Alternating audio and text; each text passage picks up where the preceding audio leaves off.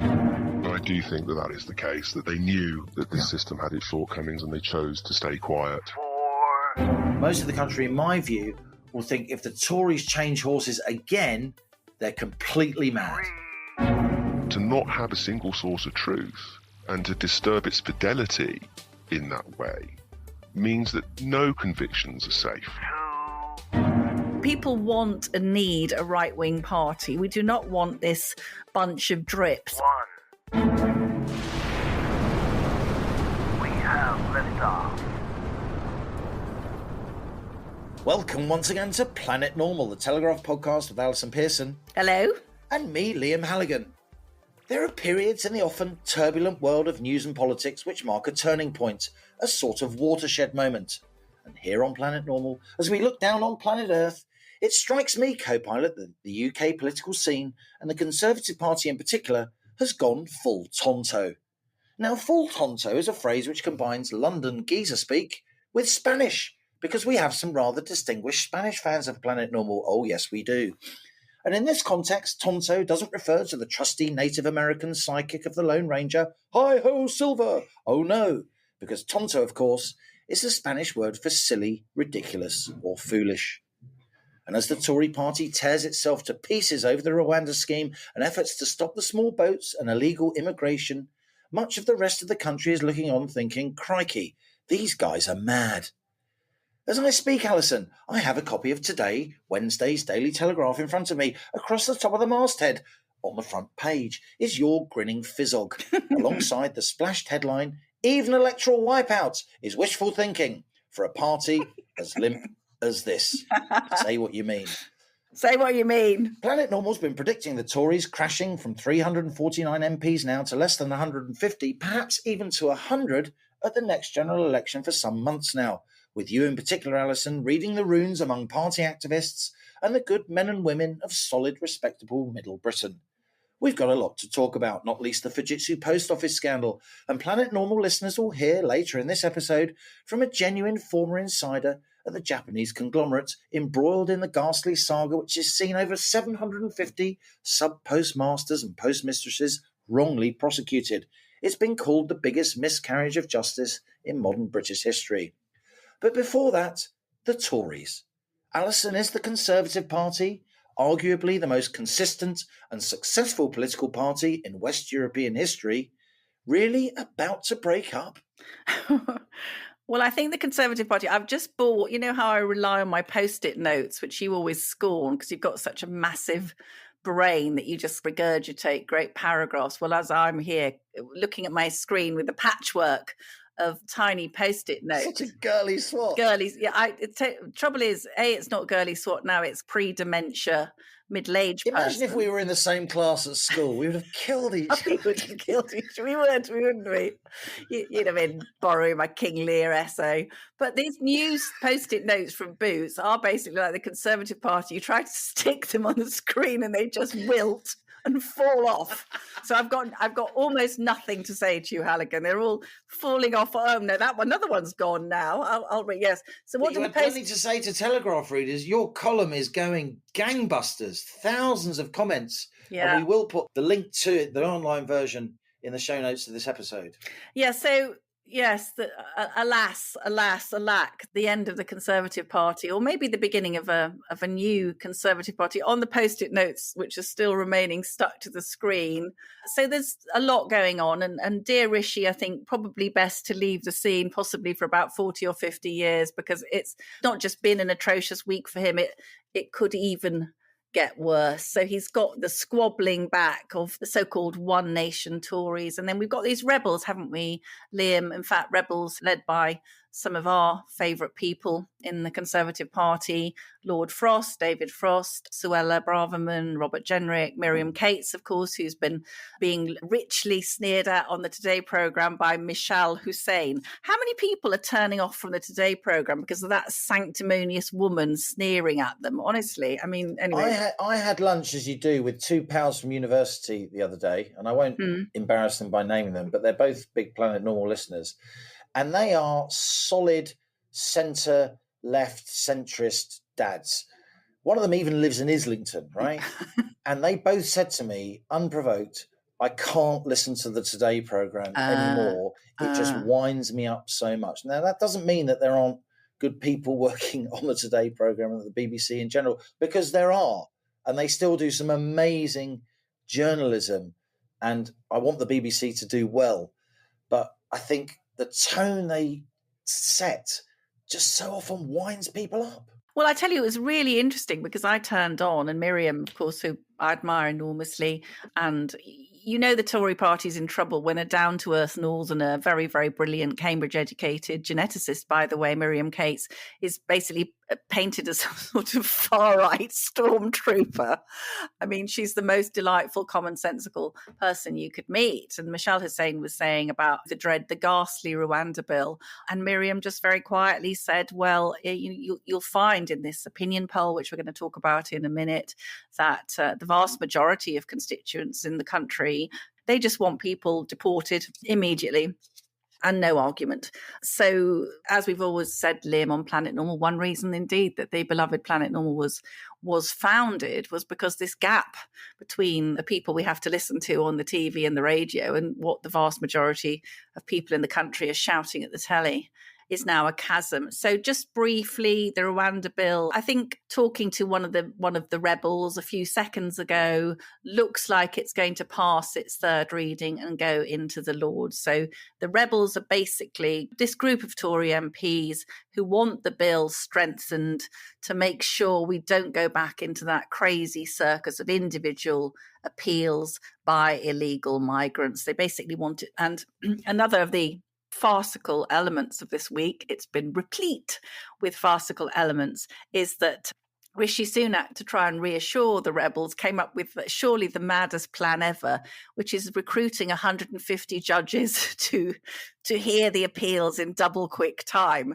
A representative of the judiciary said nothing of the sort would be happening, which we and anyway, as several people have pointed out, if Sunak thinks they're going to need 150 judges revving on the grid, then that suggests they're anticipating an awful lot of appeals against the Rwanda Bill. So there's that going on, and then there's this bombshell opinion poll. But why don't you tell us about that? The opinion poll, indeed, on front of the Telegraph earlier this week, really conveyed quite authoritatively, I thought, that across the country there really is clamour, whether people are Labour voters, Tory voters, Leavers, Remainers, living in the north, living in the south. There is a clamour now for the political and media class to get their arms around this problem. So if anyone argues that voters who want some kind of control on our borders are racist, then Britain is a deeply racist country, which of course it isn't. Certainly is because not, no. Successive global opinion polls, not least the excellent work by the Pew Global Institute over many years, whose output I read very closely and have a lot of respect for, they show that the UK's attitude to immigration is far more welcoming and far more liberal than pretty much any other country on earth. Only New Zealand and Canada have higher degrees of tolerance and welcome for immigration than the UK. We are far more liberal and welcoming than certainly France and Germany, but even than Sweden and Denmark and Holland, countries that so many people in the UK admire. The problem is the extent of it, the pace of it, and the way in which people are arriving illegally, which means that people who have come here over the years under the law, not least from India and the Caribbean and so on, proud Brits who have adhered to the rules and done everything by the book and made a successful life here for themselves and their families, they're often the most outraged people about illegal migration, even though many people in our political and media class, particularly our broadcast media, get upset that they feel that way. So I do think the Tories have to get their arms around this problem. But we've talked about this before. I think you and I agree that the Rwanda scheme itself has become a bit of a strange hill to die on. It's taken on such a totemic importance. And it seems it could only ever process a few hundred people a year anyway. Would that act as a deterrent? I'm not really sure that it would. for a lot of people, given the countries that they're coming from, spending time in Rwanda is to be preferred to spending time in the countries that they've left. Can't we have a Planet Normal trip to Rwanda? I think we could, we could have a charabang and have, sandwiches in Tupperware containers at the back. I mean, it's logical. And we opened a bottle of cider. Didn't we have a wonderful time? The day we went to Rwanda. Exactly. But what did you make of this? So this bombshell opinion poll, apparently commissioned by something called the Conservative Britain Alliance. No one can quite pin down what that is, but we know that Lord Frost, David Frost, a great friend of Planet Normal, was quite a mover and shaker in this. And this showed, no surprise, of course, to Planet Normal listeners, that Labour would have basically a 1997 style landslide victory if the general election were held today, and the Tories would hold 169 seats, which, co-pilot, I think is wildly optimistic. So no matter how bad they think it is, it's going to be a loss of 190 seats from where we currently are. Yeah, but as I said, it was a very detailed poll. As I said, it was granular in that it was constituency by constituency, so individual MPs could get really properly spooked that they were going to lose. So do you think it was? Do you think the timing was definitely designed to stiffen the sinews about this, about toughening up the Rwanda bill? This is politics, and like high-end journalism, as we've often said, it's a contact sport, right? So the poll was timed in order to have maximum impact on the parliamentary party. Having said that, even though you could call that cynical or tactical or strategic, I don't think that the contents of the poll were out of kilter with other opinion polls from a whole range of sources that we've seen in recent weeks and months, and particularly Downing Street's own private polling that I've been told about over recent weeks and months. The real variable is, can the Tory party get their arms around the small boats problem? And however distasteful so many of our colleagues find that is an issue which really is winding up now a lot of law-abiding, decent British people, many of them of immigrant stock themselves. And the other issue is, does Reform really go for it? And does Nigel Farage lead the Reform Party into the general election and massively bang the drum? Maybe even standing for a seat himself, like Thanet or Clacton. The current leader of Reform, Richard Tice, of course, is standing in Hartlepool. He's stood there before. He's doing a lot of work there in order to try and win that seat. Ben Habib, of course, in Wellingborough. I just think some of the analysis of this poll was presented as if it were Reform's fault, and that the polls warning that 96 Conservative seats will be lost because Reform plans to stand a candidate in every constituency and not stand aside, as of course the Brexit Party did. But I just think that's a bloody cheek, because the reason that this party is standing is because we don't have a right-wing party. So what we are seeing across the continent now, just before Christmas, we saw France pushing through a very, very draconian immigration bill, in which new arrivals in the country will have to have worked for 5 years before they are eligible for housing benefits, and they will deport people and so on.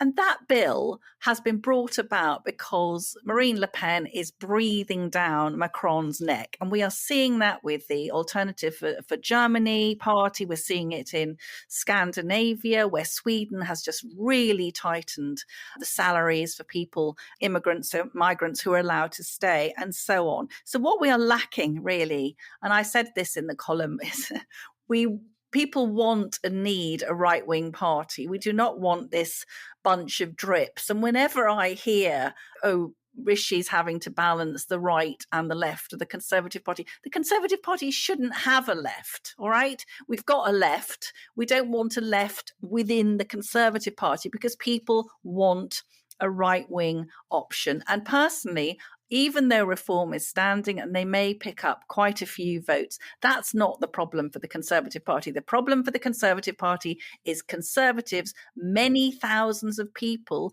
who are our readers and listeners, Telegraph subscribers, would rather be dragged over broken glass than go to the poll and put their cross next to the Conservative box. So it's really not appropriate to be blaming reform. The only people the Conservatives have to blame are the Conservatives. I do think there is a silent majority of people in Britain who are broadly on the centre right. And I do think the Overton window has shifted in the sense that people who are on the centre right, many people who own and run small businesses, the people who often work for them, many people in small town Britain, outside the M25, in rural communities, they have been pilloried in recent years. And I think that's wrong. I also think, though, that Reform are unlikely to win any seats under this first past the post system that we have.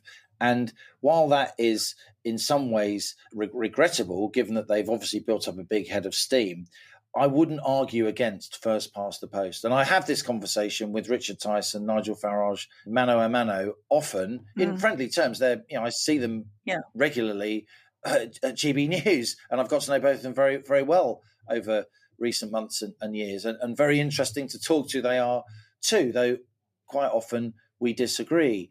It strikes me that if we do what Reform wants and move to a proportional representation system, that will be even more hopeless. We'll have endless coalitions. We'll have an inability to really do the smack of firm government, because first past the post, when used properly, does lead to proper changes, does lead to proper reforms.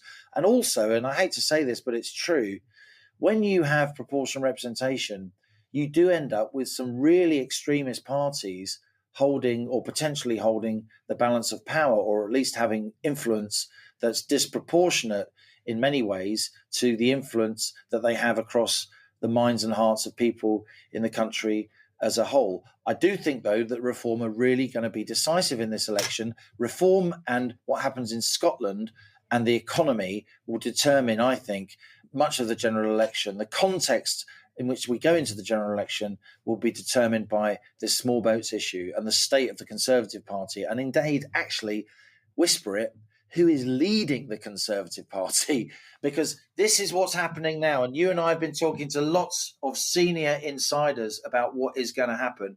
And the reality is no one knows if there's going to be a vote of confidence next week, the week after, March, June. No one can say for sure that Rishi Sunak is going to be Tory leader at the time of the next election. And if he isn't, if there is another leadership election, and a lot of people are pushing for that inside the Conservative Party, whatever the merits of the new person, whatever he or she has to offer, and it will probably be a she if there is a change, most of the country, in my view, and I disagree with quite a lot of influential people and Planet Normal denizens on this, most of the country, in my view, will think if the Tories change horses again, they're completely mad.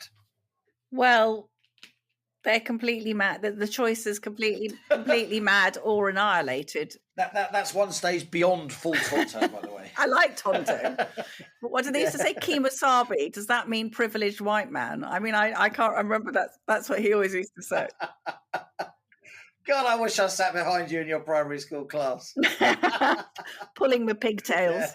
Two things, Liam. First of all, the thing I wrote about at length in the column today was this absolutely acrid disillusion with the Conservatives. And I'm sure you've heard this and you've read it on social media. What people say the whole time is they'll say things like, oh, look, the highest immigration figures for 70 years. And under a Conservative government, 40,000 migrants arriving illegally on the South Coast, and under a Conservative government, all these different things, which traditionally the Conservatives could be relied upon. They were trusted, often to not do too much, but to be making the sort of sensible, commonsensical moves that most people agreed with. And that now, I think, that sense of trust, you can't rely on the Conservative Party to do what most people would think are conservative things. But just coming back to your point about this leadership election. So Sunak is obviously now very weak. And there are people we know are in discussions about the succession. Let's not beat about the bush about that. But even if the rebels were prepared to vote down the Rwanda Bill, do the Kemi Badenochs and the Suellas and the Robert Jenricks, do they want to inherit this pile of poo? Because essentially what they'd be there for would be to mitigate the disaster. It's not going to be a heroic stand, is it? It'll be Custer's last stand. It'll be, all the Indians crying Tonto and coming in over the top of the fort. Tonto's the name of one of the Native Americans. I know that. So the question now is: do any of the likely successors want to be Prime Minister at this real low tide in Conservative fortunes? And I think we're gonna be watching that in the next week or so, aren't we? Because if he stays, it's going to be terrible, and if he goes, it's going to be terrible.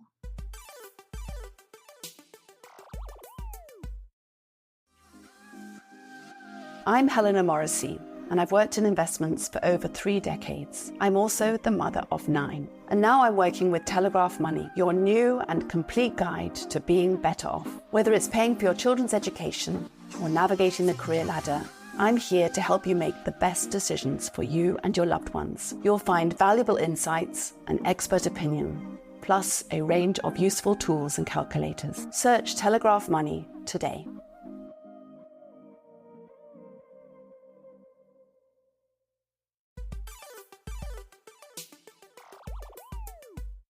Public anger over the ITV drama Mr. Bates versus the Post Office has quite rightly kept that appalling miscarriage of justice on the front pages, with Fujitsu's Europe director telling the inquiry this week that, quotes, "We did have bugs and errors in the system, and we did help the Post Office in their prosecution of the sub-postmasters." We have an incredible guest for you on the rocket this week. A former senior software architect at Fujitsu, who was working on a replacement for the flawed Horizon system, has some truly shocking things to say about what went on at Fujitsu while hundreds of innocent postmasters were being wrongly accused of theft and fraud. We've decided to call our guest Robin. Their name and voice have been changed because they are well known in the industry. In a specially extended interview, I began by asking Robin, how could it be that postmasters like lovely Jo Hamilton could see the cash discrepancies on her screen doubling within seconds? So fundamentally, seeing that on TV really brought me back into what I understood how the counter behaved. And it was basically vulnerable to a loss in connection, and it was also vulnerable to software failures. The terminal could crash and you get a blue screen. And seeing that happen, we were aware that the terminal software itself also was not as robust, I think was the word that was used later in the documentary, which had me then at that point thinking, hang on a second, what I know at the time to what I then heard subsequently years later, they didn't add up. So what you said to me before was that with the modem, listeners will remember the beep beep of the modem connection. If the connection was lost, the transaction could have been made, and then when the connection was re-established, the transaction or payment could be duplicated and taken again. Is that correct? Yeah, I mean, it was certainly something that they considered a lot. Going back 20 years, I mean, this predates broadband. And you've got rural post offices that have got little more than a phone line. But there are rural parts of the country that still haven't really got viable broadband. So 20 years ago, the situation was you would use a modem, you'd dial up, you get that clicking noise. And the counters were designed for this eventuality in that they would hold the transactions in the event of no connection to the main service. And they were meant then to catch up, if you like, and upload their transactions. The terminals themselves were basically PCs, computers of their time. So they didn't have the huge amounts of storage that you take for granted today, and they had a very limited capability. I think from memory it was 35 days worth, and then that was split into trading periods. And the idea then is that you had to upload the data from that day, or absolute worst case, if a phone line had gone wrong and needed repairing, you had to upload data within a certain number of days. And that process was designed in such a way that nothing would be lost. But we worked with some of the people that were working on the new counter, and they were telling us, well, that's just not the case. They were quite eager to tell us that there were, more modern solutions to this. It was an obsolete platform, I think, even when it was implemented. A lot of the people we were working with didn't really have many nice things to say about the counter. Now, can I just make it clear? What you're calling the counter is the terminal or screen that people will have seen in the drama. The second explanation you offered to me about why Joe and the other postmasters might have been seeing these big shortfalls is that Fujitsu staff could intervene and log into the sub-postmasters' terminals, try to rectify errors and make them worse. Yeah, I mean, that was something that we were not aware of. It was something around the time 2004, 2005. Fujitsu were being asked to look at replacing the old platform. Yeah. And I was part of this big group of people that were trying to work that out. And I think we didn't actually know that could be done. And yet, one of the things to kind of bear in mind when you look to replace something this massive is there's a word that we use called the end user, okay? And it's not just the sub-postmasters and the people in the Crown offices that are the end users. You've actually got other end users. So you've got service and support staff. You're going to have post office employees that are going to want to look at the performance of their business, performance of post offices. So there's a lot of end users that actually need to run and operate the system as well. But it was categorically stated by the post office, specifically by Paul Venables, that nobody was accessing the private systems of the postmasters. And that wasn't true, was it? Well, no, it wasn't true. And I think listening to Paul Venables in that parliamentary committee saying nobody has access, that doesn't chime with how you build an operational mission critical system, because you have to have people that can go in and do things to keep it running. You mentioned one sub-postmaster we saw in the ITV drama, Lee Castleton. What do you think happened in Lee's branch in Bridlington? I mean, the thing that got me, and this was what piqued my interest, and I was watching along, and he said, well, he had a till roll in front of him, and he was on the phone to the help desk, and he said, this can't be me because it's a different terminal. And I just literally, my mouth was open. I actually pressed pause on that, and I said, that doesn't make any sense. If that wasn't him, then who was it? Yeah. So just to be clear, Lee Castleton had two what you call counters or terminals in his branch. I mean, that was the conclusion I drew. So Fujitsu staff could have been tapping into the second terminal that Lee Castleton wasn't using. And this is what fired my interest. This is when I thought, you know what, tomorrow I'm going to go and start looking at the inquiry website, and I'm going to go through my recollections being 20 years old. It was no more than intuition or gut feel. This isn't right. Their lawyer, the post office lawyer, said, and I quote, the post office wanted to make an example of Lee Castleton to prove that Horizon was robust. Lee was bankrupted by having to pick up the $320,000 costs of the legal case the post office brought against him. Were there ever any grounds for claiming that Horizon was robust? Yes or no? Tell me. No, there's no grounds. And I can tell you categorically why. So I started to look into the evidence that had been pulled together for the inquiry, and there is a particular document. But basically what that document does is it states the different lines of support. Now, these are the end users I was referring to earlier. You typically have 4 lines. That's standard. There are international standards on this kind of thing called ITIL. And so I thought, right, okay, they've got 4 lines of support. Well, so far, so good.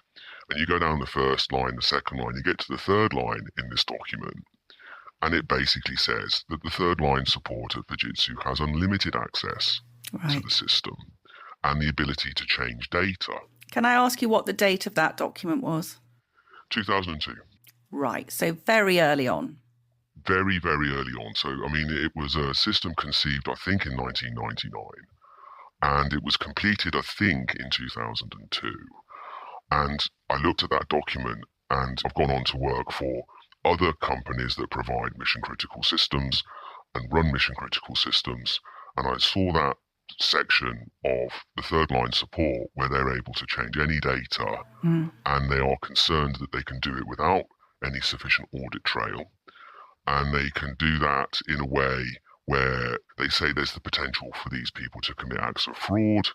Then I started to realize, right, okay, if you can change the data in a way that is undetectable, Yeah. and I was so alarmed at this point, I then started to dig in, and Richard Roll's evidence, not just to the Panorama documentary from 2015, but then into the actual inquiry itself. I listened very intently, and he categorically said that they could go in and change postmaster data and make it look as if the postmaster had done it. Robin, you joined Fujitsu in 2004 from a very state-of-the-art R&D job. What was your first impression of the setup at Fujitsu in terms of how up-to-date the Horizon system was?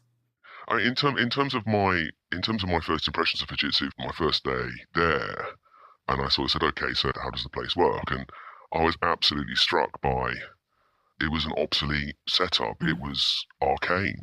It was almost Victorian in terms of its approaches. Everything was written down into 100-page documents, and people are busy. They don't have time to read a 100-page document. If you want to know how something works, you would say, I'll just go and get that document for you. And it would arrive, and it'd be 250 pages long, written in words with very few pictures. So what you're saying is that it was extremely slow-moving. Slow-moving, very. And not up to the minute in terms of the technology. Now, you said to me, you had a lovely phrase my mum used to use of the post office and Fujitsu. Post office as a client, champagne tastes on beer money.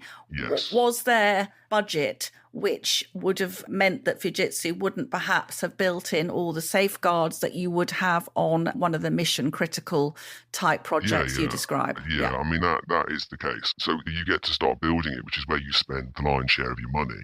Okay, you've got a pool of money, you've got your requirements, you've done your design, you've got all your documentation, thousands and thousands of pages of it. You then get the developers to develop it. Now, what happens is you're running out of time. You say it's going to take 18 months. You get into doing the coding and you're 14 months in and you're not finished on the coding yet and you've still got to test it. Well, what happens is the money is running out, the coders aren't quite finished, the testers are starting to get a bit itchy, post office is starting to get a bit itchy, and then you've got 2.5 months left. And bearing in mind, you've got to train up the postmasters, you've got to do a whole load of things on post office, they've got to sign it all off. Yeah. So the testing gets squeezed. You're running out of money, you're running out of time, and you need to hit the deadline or else, because there's contractual penalties, I think, if I remember right. And so the testing is the one thing that tends to fall by the wayside. So not only have you lumped in a whole load of risk, okay, you're then asking a bunch of people who are doing the testing to test it quickly. Something is going to get missed. You had a very vivid image you gave me. You talked about fixing the faults in Horizon. You said it was like trying to mend the wings of a plane when it was in flight. Absolutely. Robin, was there an element of sticking plasters being applied by Fujitsu to make the plane fly when it may not have been really ready? Well, yeah, there's one example. There was some of the guys I was working with, they got called in to look at an issue, and this was Christmas. Yeah. So Christmas is a very busy trading period for everybody. Post office is no exception. And it was almost like a perfect storm from how I remember it. These guys were like having to look at an issue that was looming. I think that year, pension day fell on Christmas Eve. Yeah, so very busy. They just put a whole new load of software in, okay, which had been rushed through because of the reasons I explained to you. And this software wasn't meeting its contractual performance, and it wouldn't meet the peak performance that tends to happen over Christmas. Everybody was getting very nervous that the actual system was going to fall over. They were trying to almost war game situations. If we did this, would this happen? Nobody really had confidence. It's like throwing a snowball off a hill. It's gathering size and speed and pace, and if you get in the way, it's going to knock you over. But it was a snowball. Just so Planet Normal listeners can see what's going on. Huge pressure on the Horizon system, which was never intended to be a full accounting system, was it? No, it was never intended to be a branch trading system. So selling things from fishing licenses through to travel insurance to doing bureau de change. It was never intended to be that. It was actually intended to be a welfare payment system. And you would replace the paper pension books and the benefit books, and you get a card. And it was designed to distribute those funds. So we've got this software that was not designed for the purpose of thousands of postmasters using it, doing millions of transactions. You've got a peak busy period like Christmas. Yeah. And one option you said to me was to relieve the pressure on the system, you could switch off the no data loss policy. Yeah.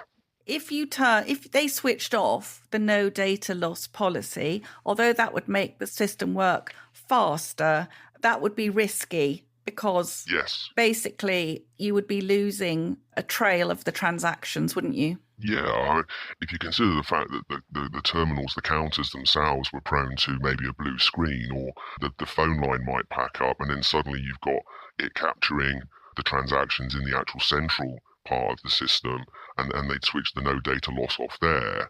That was something that I don't think they were reluctant to countenance, but it was an option being given to them to consider. And nobody could put their hand on their heart and say, it won't lose any data, it won't time out, because they were dealing with a performance issue where it wasn't working fast enough with a load of software in it that really hadn't been tested adequately, not for a mission critical system. I'm going to say to you now a phrase you said to me that almost made my heart stop. Every single conviction was unsafe.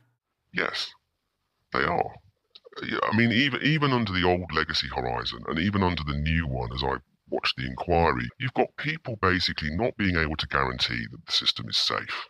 Okay, and you've got to the point where a high court judge has ruled the system isn't safe. Okay, so it's irrelevant what the likes of the people at Fujitsu say. They've had countless audits, they've got high court judge ruling saying the system isn't safe, and that was legacy Horizon. I left the account sometime where basically the replacement Horizon was put on hiatus. You mentioned champagne tastes beer money.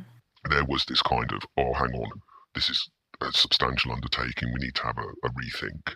I moved off the account around that time. Too much money to fix. Let's leave it as on a wing and a prayer. Yeah, pretty much. And it wasn't as if every time they put changes in, that they didn't actually then create more defects.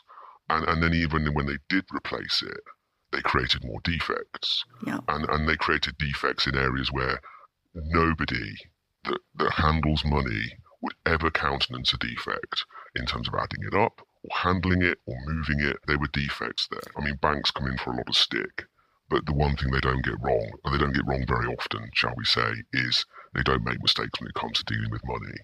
And their technology is geared for that.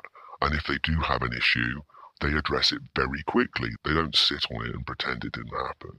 Robin, how would you describe the atmosphere and culture on the Horizon team at Fujitsu? You actually talked to me about a toxic atmosphere, and I was very struck by the fact that you used the word Chernobyl in terms of people. Was challenging the view that everything was fine difficult? Yes, it was. It was, because once you've been working on something for so long, you accept it warts and all. Okay, and you know that there are things to look out for. There are things it does very well, and I think my overall impression, to summarise the feelings that I've carried with me for 20 years, was it was just absolute hubris. Right. You know, these guys were working to an arcane set of practices, working on arcane technology, and they were perfectly happy with that. Whereas, quite clearly, we heard from the counter team, you know, building a new version of the counter, the terminal, as you call it. They were telling us this thing's had its day already. They get countless support calls. There's a lot of dissatisfaction with the way it behaves. They don't get enough information about the performance of their business. And even they were kind of hamstrung because, you know, they were trying to build something new and having the same level of resistance from the people that ran the existing counter. Hubris is a very interesting choice of word. Were there people where there would be denial of any problems. We know that Computer Weekly was starting to run articles about arrests and things going wrong in the post office. I suppose what I want to know is, why did no one at Fujitsu say, hang on a minute, we were hearing about all these arrests and convictions based on the accounts. Did no one say something going wrong with the system? Was there any potential admission that this was a problem with the software? I can draw on one example. If you go back to the Christmas example, apparently they isolated the problem, and it was Fujitsu's fault. Okay, somebody somewhere had made a mistake, and I sort of raised my eyebrows and said, that's a pretty major mistake. And I said, well, what's going to be the consequence of that? Nothing. And then we'll write a report to post office, and whoever's going to go and have a conversation with them, and we won't say anything about what the actual problem was. We'll try and skirt around it. And that for me, when it comes to finding fault, this is a system where money is moving, and now we know the human cost of mistakes that were made. And there was this kind of blithe attitude that they weren't running a mission-critical system.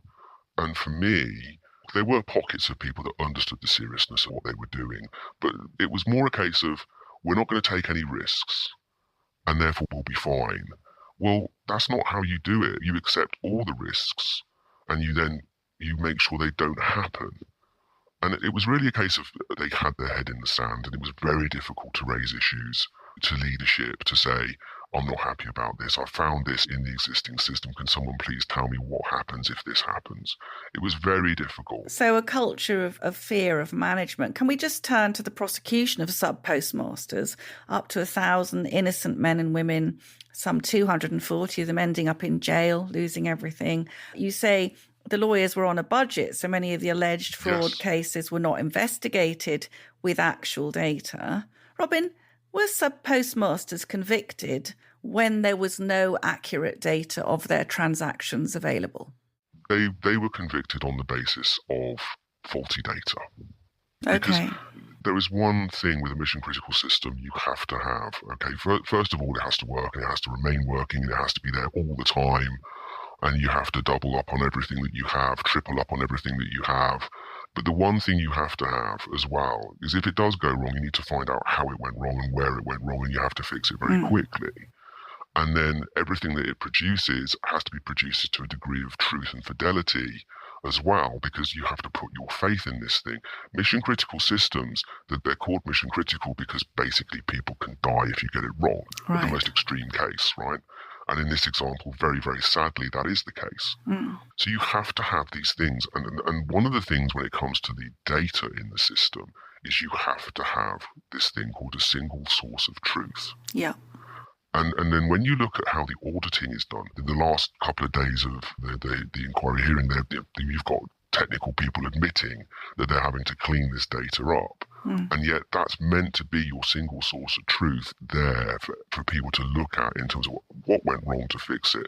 More importantly, if there are bad people, and there are, okay, in that human nature says so, but to not have a single source of truth and to disturb its fidelity in that way means that no convictions are safe. Not even in the very small example of people that did actually commit fraud, because that is an actual fact of life, even their convictions aren't safe, because they've tampered with this source of truth, and they've allowed people to go in and tamper it and do that on behalf of someone else. There's no fidelity in it.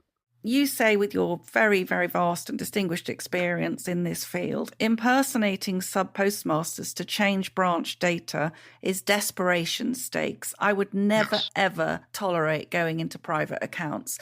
But senior management working on the original Horizon system must absolutely have known that was going on. Yeah. Well, I mean, there's no way around it, because if you draft up a document like that and you say, we need to do it this way, and then you need to go and get funding to do it, that funding doesn't come out of thin air. That has to come from post office, or Fujitsu has funding it's willing to put in its own platform as well. There's also that dimension. But the people that hold that funding will not let it go unless they know the reason why. Because it's a finite resource.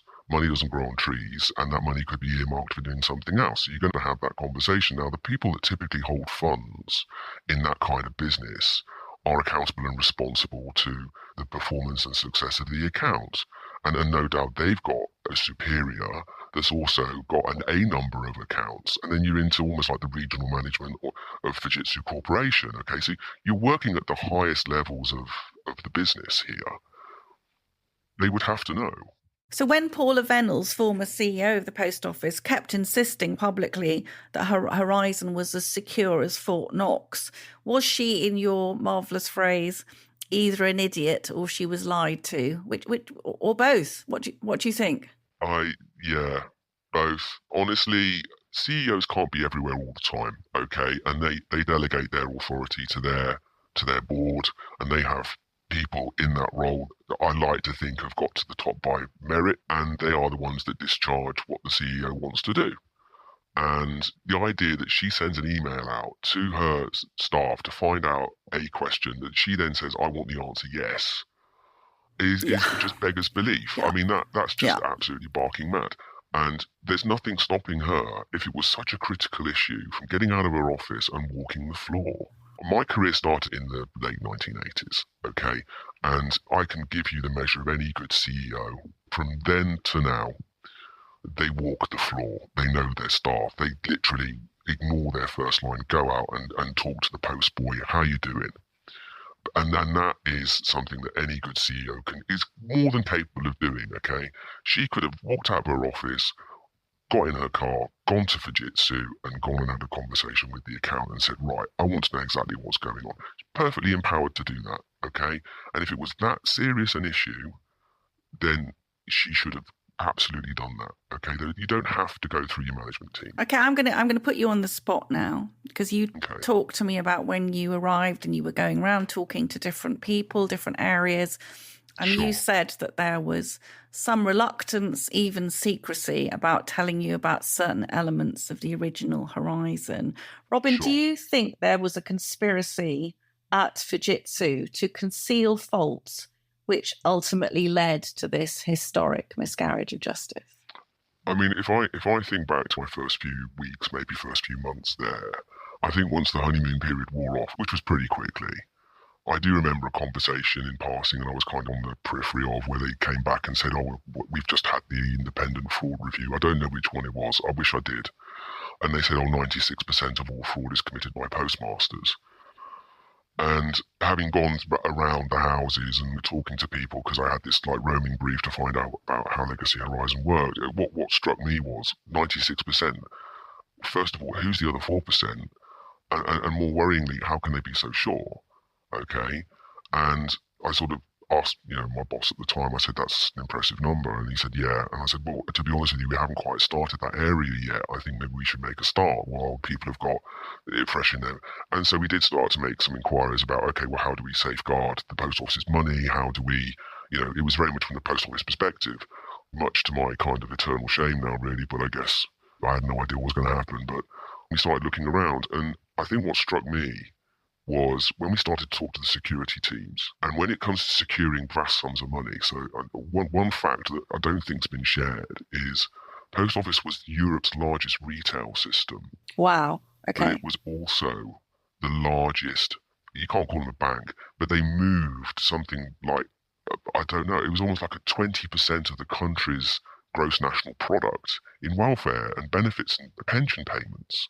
I mean, they were moving hundreds of billions of pounds. Let's just pause now. Let's just allow this terrible thought to sink in. This system, which was inadequate, which had not been designed for those purposes, was processing hundreds of billions of pounds of public money in a system which could fall down at busy times. That's correct. That's correct, isn't it? That's a reasonable comment. Reasonable comment. I'm not making a reasonable comment. I'm shouting, Robin. It's bloody awful.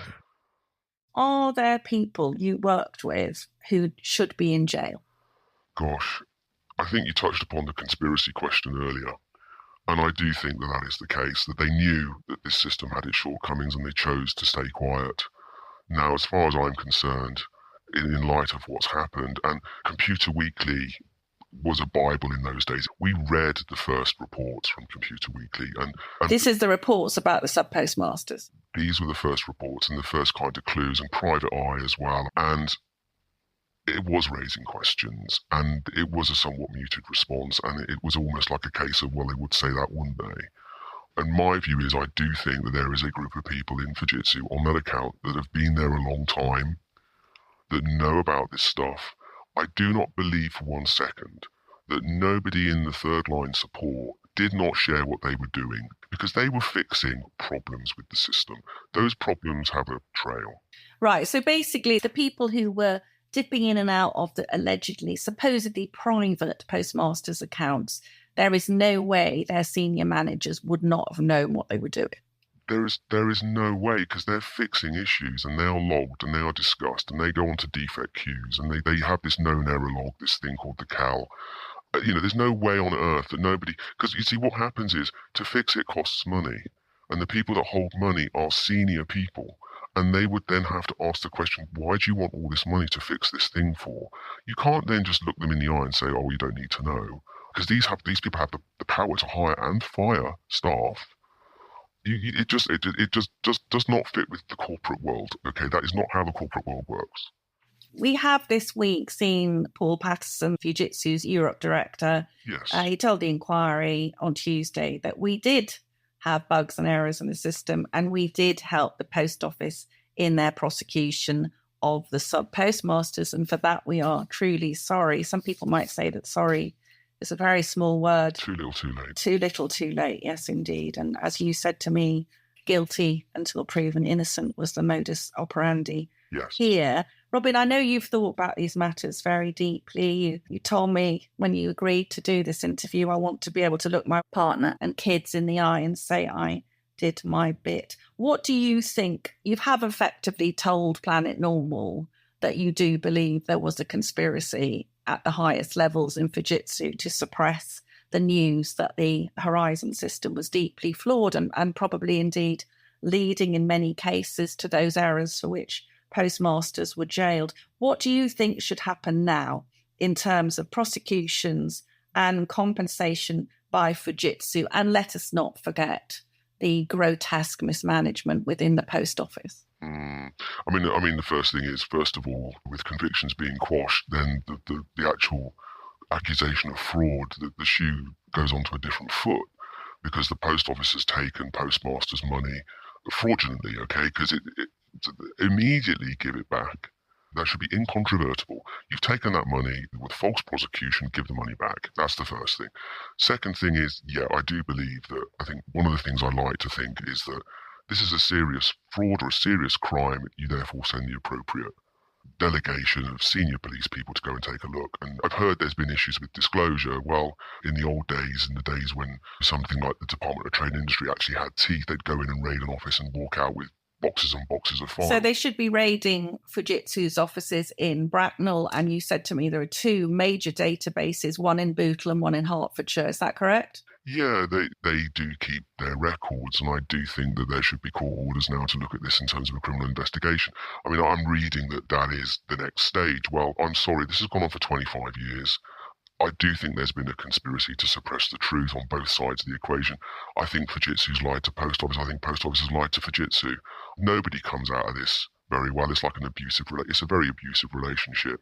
And I do think that you bring, for a matter like this of such seriousness and such a miscarriage of justice, you bring the full weight of the law to bear on these people. And there's a very, very simple reason for that, is that if you're going to be accountable for running something so important, there are consequences when you don't do it right. And people have died. Mission critical systems are that because there's a risk to life, or there's a risk to substantial financial loss. And in this example, that is exactly what's happened. You have to have that sanction. You just can't get away with it. Constant stories, really, of people failing upwards. It's clearly happened in Post Office, to the point where they're now saying they're sorry 25 years later. For me, you have to have that. It's effective corporate governance, in that if you are responsible, you take that kind of money, you have to be held accountable. And what we've seen here didn't happen on my watch, therefore it's nothing to do with me. That's not good enough. Robin, not your real name, not your real voice. Have to say, it has been an absolute privilege to talk to you. This is, likewise, we know, such a heartbreaking major story. We're incredibly grateful, the whole team on Planet Normal, for your help in beginning to explain so we can understand what really happened. Thank you so much from the bottom of my heart. Thank you. Thank you. You're very welcome. Thanks, Allison. Blimey, co-pilot, that was a bombshell of an interview, which I'm sure will trouble the scorers across Fleet Street, if you like. A lot of news was made in there. A proper Fujitsu insider, Robin, of course. We're not identifying Robin, to talk about what was actually going on within the software team with such authority. Genuinely path-breaking interview, Allison. You know, Liam, I've been feeling the responsibility of it the last couple of days. The minute Robin reached out, Planet Normal listener, of course, one of our great Planet Normal listeners, what a resource you guys are to us. And these very vivid accounts from Robin about things that had happened, obviously conscience troubling them, and obviously seeing all their former colleagues, very senior colleagues, coming into the spotlight. And I just wanted to get them to say what had happened, and of course things that you've picked out. But the thing that leapt out at me, I think lots of people will have watched the ITV drama Mr. Bates and seen that terrible scene where lovely Joe Hamilton is staring absolutely horrified at the screen with the discrepancies doubling in front of her. And when Robin said to me that when the modem, when the system dropped, the previous transaction money could be held in an account, and then when it came back up again, far from carrying on, the transaction could be duplicated. And that was a kind of light bulb moment for me, because we've been wondering, haven't we? We've been wondering how on earth these stupendous sums could have accumulated. But to have that factual analysis from such a brilliant person like Robin, and knowing that everything that was going on, all those hundreds and hundreds of documents, was underpinning just really a vast human tragedy. We've been hearing, of course, from various Fujitsu denizens at the Business Select Committee in the House of Commons. You mentioned Paul Patterson, the European boss of Fujitsu, also in Davos, that mountainous gabfest in Switzerland. Various Fujitsu execs, most significantly, the global CEO, have had mics stuffed in their faces, rightly so, and have acknowledged liability and sorrow. You know, Fujitsu earned about £2.5 billion from this contract, which is still running, of course, a quarter of century contract. But the bill for compensation, which will now be paid by the government and the taxpayer-owned post office, is earmarked to be £1 billion. Fujitsu have indicated that they will pay some compensation, and the number that's been floated, is £10 million. So £10 million, right? Small change, on Halligan, small change. From which you've earned 2.4 billion, and a billion, of course, is 1,000 million. That £10 million, if you consider that there were over 750 sub-postmasters and sub-postmistresses prosecuted on evidence, which we've just heard from a bona fide insider, that was non-existent, that's about 12 or 13 grand each. That's going to buy you a very, very low-end car. It's completely preposterous. As if they're going to get away with 10 million quid. What an insult. Yeah, terrible insult. I mean, you know, you've got a lot of insight into this kind of corporate stuff, but for me, again, what stood out from Robin's recollections is that the data, such as it was, I mean, the terminals in the post office only carried 35 days of data. When Robin went in there in 2004, the technology was already obsolete. They called it prehistoric. Okay, this was terrible software that had been intended for something else and was repurposed for this huge, huge task, which it was clearly incapable of carrying out.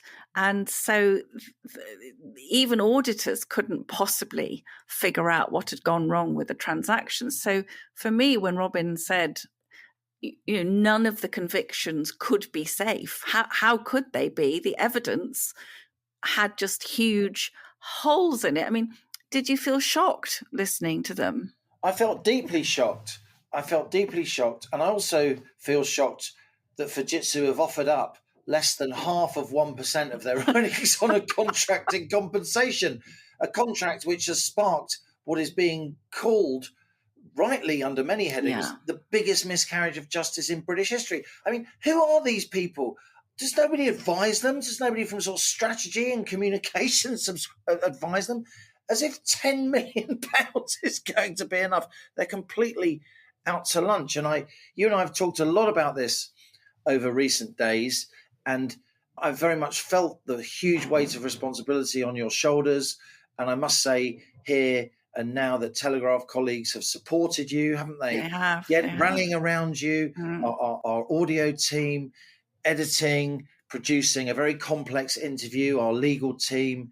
We sit here and we chat on this podcast and we natter away, and I make fun of you that you don't know the name of Tonto's horse, and you still don't, and you make fun of me. And yet every now and then I think we show, don't we, that while this is a very discursive podcast and a chatty podcast, we are at heart journalists. And had the tires of this story not been kicked over many, many years by journalists, not least Computer Weekly, Private Eye, the BBC, you got to hand it to them with their panorama, other documentaries, books that have been written on this. There was a lot of really good journalism around this, but it never really properly made it out of the business pages because it's a complex story. And then it took a drama documentary, if you like, a popular primetime ITV drama. And I know a fair amount about primetime television, Allison, and trying to get complex issues aired on primetime television, and it's not easy. So again, I repeat, and I'm sure you will endorse this, chapeau to the commissioning editors at ITV, our most kind of, if you like, popular channel.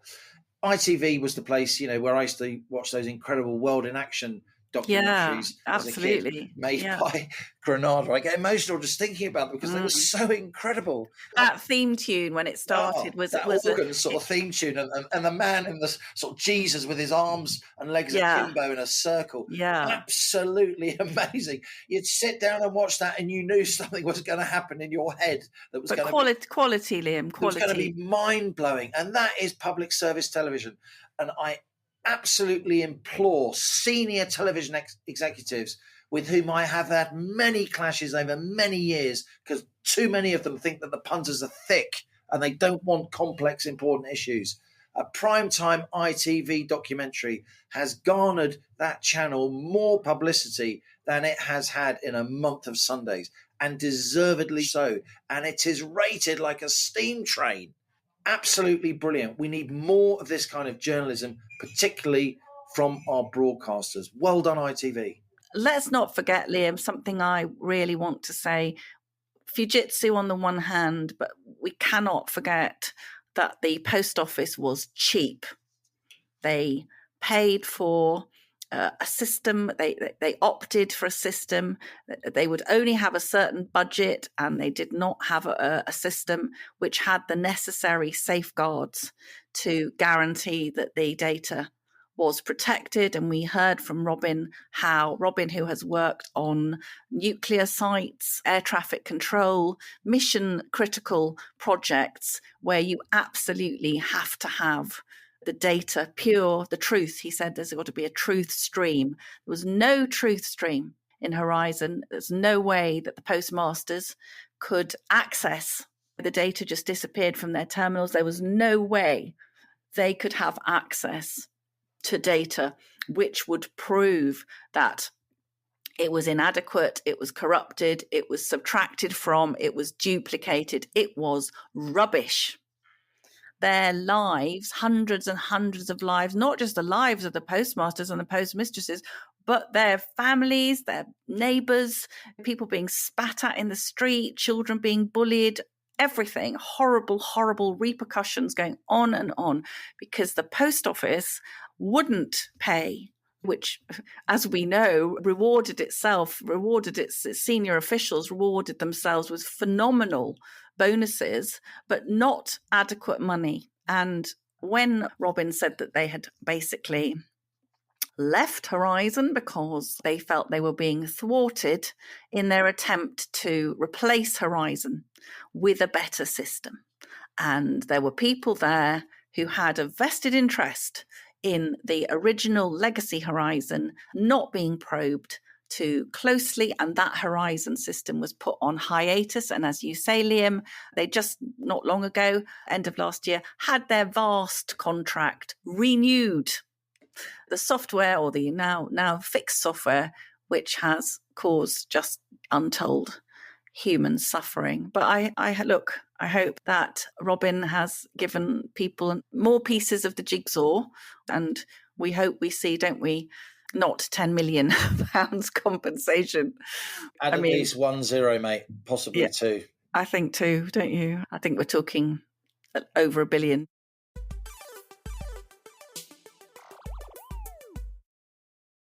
Now on to our listener emails. Your messages sent to planetnormal@telegraph.co.uk.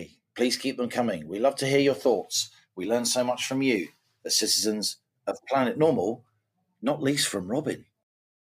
Marcus says, "Dear co-pilots, Happy New Year, but what a depressing start. Thank you both for expressing outrage over the appalling treatment of decent people at the hands of the post office management and their goons. I have just met Seema Misra and her husband Davinder and heard their story of how they put their savings into opening a post office with 3 counters, only to be told that £40 was missing on the first day, and this with a post office trainer at Seema's side. From there, it spiraled downwards into Seema being threatened with the loss of her business or plead guilty to false accounting. She later ended up in prison 10 weeks into her pregnancy. She and her husband became pariahs in their town. While I was filming them," Marcus is a television cameraman, "3 times strangers approached to ask them, 'Are you so-and-so?' They professed their support and they apologised for not believing them during their ordeal. Each time the couple were gracious. Hearing their horror story, I was surprised at how generous of spirit and good-natured they remain, considering how scarred their lives now are. God bless them. Please keep up the good work," says Marcus. And he also says, "P.S. Where is all the money paid in over the years by the sub-postmasters across the land trying to balance out their tills?" On that, the silence from Fujitsu and the post office is deafening. P.P.S. This is really interesting, Liam. A current postmaster explained the business model to me. They earn only a commission on transactions. This commission has now been cut, he said, to help pay for the proceedings against the post office, just when you thought they couldn't sink any lower. This is from Steve from Plymouth. Hi both, thanks for all you do. It's really appreciated. I wanted to comment on the campaign you mentioned to have Alan Bates honoured with the CBE or knighthood. Alan Bates, of course, being the sub-postmaster who really masterminded the fight back and whose role was immortalised, I use that word deliberately, in the ITV documentary Mr. Bates versus the Post Office. Well, in my humble opinion, says Steve, this is not the right way to reward him a knighthood. Alan's clearly a champion for the common man and has a drive to ensure justice is equally applied. To me, he is exactly the type of person we need representing us in the House of Lords. A life peerage is therefore what I believe he should be issued. Lord Bates of Fenny Compton. Thanks to you both, Steve. Now, just remind listeners, Liam, that Fenny Compton was the small community. Alan, when he was trying to find a place for all these poor postmasters to meet, he basically put a drawing pin in the middle map of the country. Fenny Compton. And I think Lord Bates of Fenny Compton would be an absolute triumph. I really do. That's such a wonderful idea, a victory for this extraordinary, ordinary man. Fantastic. Peter says, it is now evident that government electronic systems procurement is effectively single-sourced and supplied from outside this country. No organisation worthy of the name would ever allow itself to be trapped in this way. At the very least, there need to be 2 suppliers of these services and preferably 3. The procurement system as it stands positively reeks of ineptitude. Fujitsu needs to be downgraded to a lesser priority and barred from bidding on any major projects unless and until it puts at least £1 billion on the table for the sub-postmasters without conditions. I did write to my MP suggesting that Alan Bates and his associates be asked to oversee the apportioning of all payments to those affected. His suggestions should then be adopted by government. No more incompetent civil service or ministers to bugger up the process. Great suggestion, Peter. And let's end on a light note before we hear the latest about your Turkish cat, Allison. Can't wait. I can't wait. Because Bob the Bard has struck again, the multiple Planet Normal mug winner, our resident poet. And here he is. Following last week's discussion about the post office, Bob writes, I'm afraid I was inspired to write another poem about the cronyism that's played such a large part in the Horizon Fujitsu post office scandal.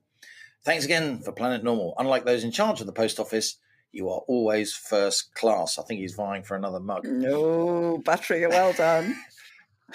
So here it is, the gravy train. Welcome to the gravy train of Britain's gilded few. Now pick an institution and we'll find a role for you.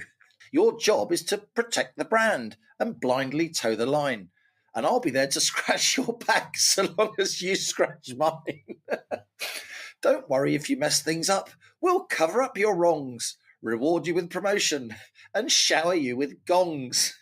A rosy future's guaranteed. You'll rake in more and more, forever falling upwards with juicy jobs galore. That might even be his best. It's absolutely brilliant. So much truth and humour in 4 verses. That should be read out, Bob, at the inquiry into the Horizon scandal. I mean, it's pretty much 4 stanzas of accurate description that Robin gave us. I tell you, there's more truth in that than I've heard from a lot of those executives in front of the Business Select Committee. And on that bombshell, that's it from Planet Normal. What an addition we've brought you this week. And as we leave our sanctuary of sweet reason, our flying refuge of reasoned views, email of the week, it's my turn. It's Steve from Plymouth for making the excellent suggestion that we should have Lord Bates of Fenny Compton in the House of Lords. So, Steve, send in your postal address to us in an email, planetnormal@telegraph.co.uk, put in the subject heading, mug winner. Truly inspired, Steve, and I think that Robin deserves a Planet Normal mug as well, actually. If you enjoy Planet Normal, we jolly well help you do this week because we've bust several guts, haven't we, Halligan? Please do leave a rating and a review on Apple Podcasts or Spotify. It helps others to find the podcast and it don't half cheer up the co-pilot and me. And talking about cheering up, so tell us about the cat, because you went to Turkey, as you often do, over the summer, and you fell in love with a stray cat who was purring around your sun-kissed ankles as you were eating your delicious Turkish fish supper. Mm. And somehow the cat is now bound for Pearson Towers. There's a limited amount of mirth we can extract from this vast financial disaster. I think Pearson Towers. I think himself may soon be leaving on the grounds of mad expense spent on Pussycat. I just want to reassure listeners who got the impression last week that Dee Dee was coming on a private plane. She is actually coming on a normal flight, and very much a business class seat though. All I can say is that if Fujitsu could chip in, because we really are. Oh dear. Anyway, have you considered, Alison, that whichever agency you're using or whatever it is, concierge service to transport this cat back from Turkey at enormous expense? I don't know the number. Liam. The money is going to the Animal Protection Society in the small Turkish coastal town where I holiday. Is that what they told you? And you believe them? Look, what's happening is you saw a cat in Turkey, right? And they've taken a lot of money off you. And someone's going to go down to some cat's home in South London, get a cat that looks roughly the same for free, and then courier it to Pearson Towers. You're not going to have the heart to say, that's not Diddy. And they'll say, yes, it is. He's grown. It's been 6 months. Do you really think it's the same cat? I don't know why you're laughing. This is an act of international cat humanitarianism, right? And as we speed away from our beloved Planet Normal, and the madness of planet Earth comes back into view. Thanks as ever to our producers, Isabel Bouchard, Elliot Lampett, Cass Ho, and Louisa Wells, who've all done absolutely extra sterling work this week. They have. Stay safe and in touch with us and with each other. Until next week, it's goodbye from me. And it's goodbye from him.